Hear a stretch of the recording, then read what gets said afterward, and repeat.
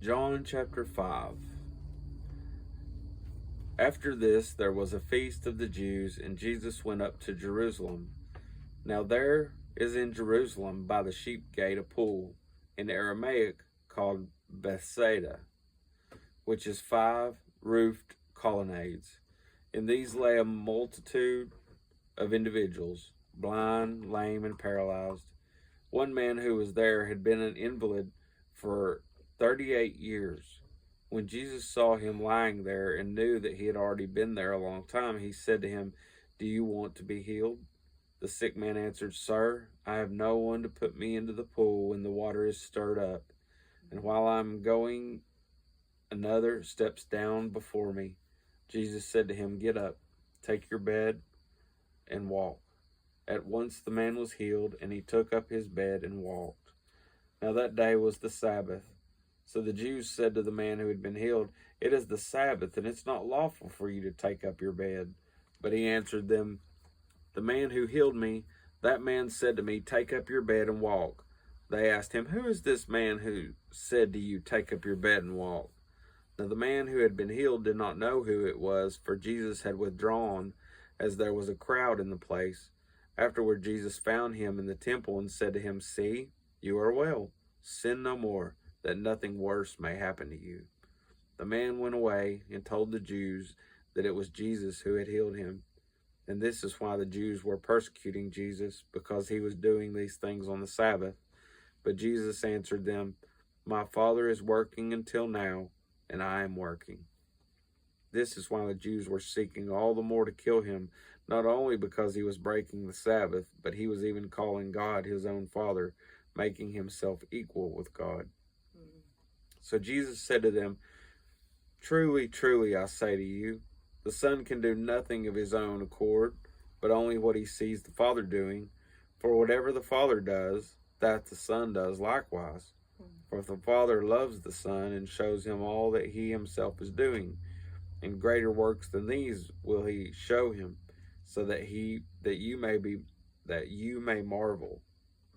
For as the Father raises the dead and gives them life, so also the Son gives life to whom he will. The Father judges no one, but has given all judgment to the Son, that all may honor the Son just as they honor the Father. Whoever does not honor the Son does not honor the Father who sent him.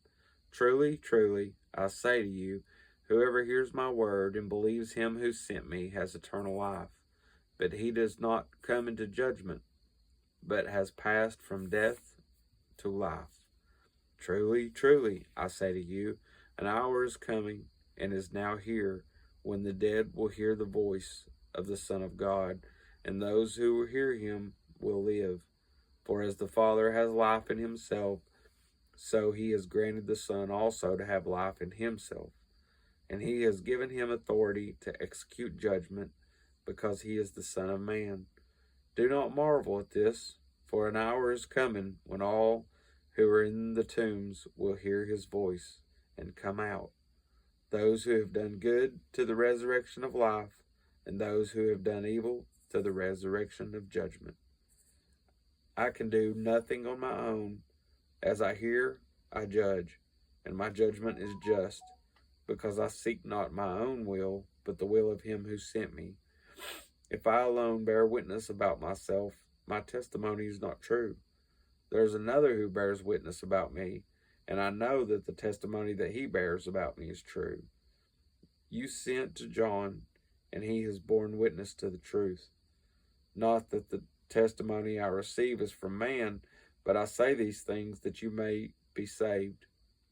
He was a burning and shining lamp, and you were willing to rejoice for a while in his light. But the testimony that I have is greater than that of John. For the works that the Father has given me to accomplish, the very works that I am doing, bear witness about me that the Father has sent me. And the Father who sent me has himself borne witness about me. His voice you have never heard, his form you have never seen, and you do not have his word abiding in you, for you do not believe the one whom he has sent.